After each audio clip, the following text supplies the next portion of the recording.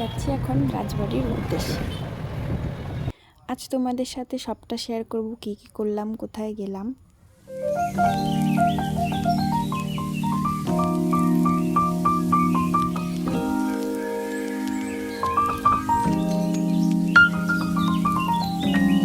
আমরা ঘুরতে এসেছি রাজবাড়িতে, আমি শ্রেয়া আর একটা বন্ধু।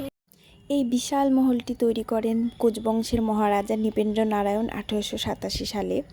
প্রায় 51,000 স্কোয়ার ফিটের উপরে উচ্চতায় রয়েছে এই রাজবাড়িটি।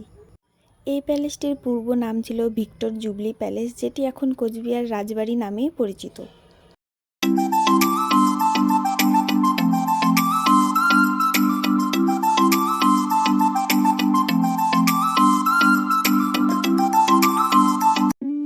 এই রাজবাড়ির প্রবেশদ্বারে রয়েছে এক বিশাল বড় দরজা, যার ভেতরে প্রবেশ করলে দেখতে পারবে রাজা রাজত্বের ছবির আকারে তাদের জীবন কাহিনী। আমাদের রাজবাড়ির সেই মনোরম সন্ধ্যের সেই দৃশ্য দেখার জন্য ওয়েট করতে হবে। তো যতক্ষণ না সন্ধে হচ্ছে ততক্ষণ আমরা কিছু খেয়ে নিচ্ছি, আমাদের প্রচুর খিদে পেয়ে গেছিলো। তারপর সন্ধে হলে তোমাদের সাথে আবার সবটা শেয়ার করবো, রাজবাড়ির সেই সুন্দর।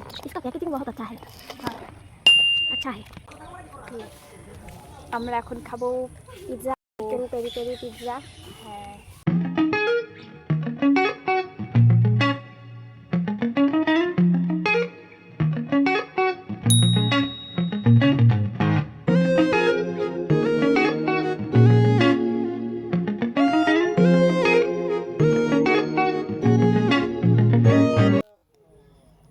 আমরা খাওয়া দাওয়া কমপ্লিট করে নিলাম, আর সন্ধ্যেও প্রায় হয়ে এসছে। তো আমরা দেখতে পারবো এখন রাজবাড়ির সেই মনোরম দৃশ্য।